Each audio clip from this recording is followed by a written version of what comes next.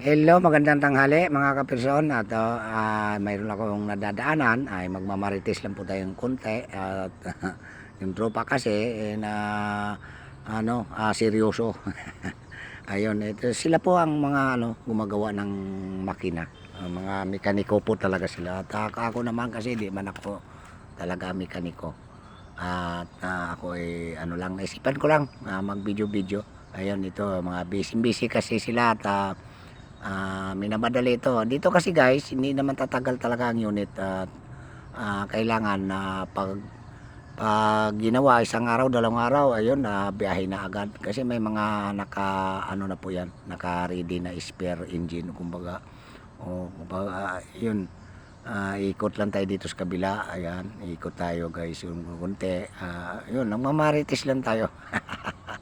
Ayan, busy sila at binubuo nila guys yung engine, ayan yung mga kulang kinuha doon sa binaba nila na makina at yan binubuo. Mamaya pong hapon baka andar na po yan at kunting break in, ayan diyan, dito po galing yan binaba.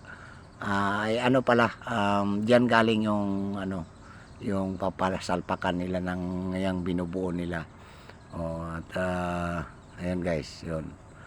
So transmission lang ang naiwan, yun lang guys mga kaperson at pasensya na at hindi ako sanay mag voice over at kaya medyo hindi tayo talaga biyasa mag video.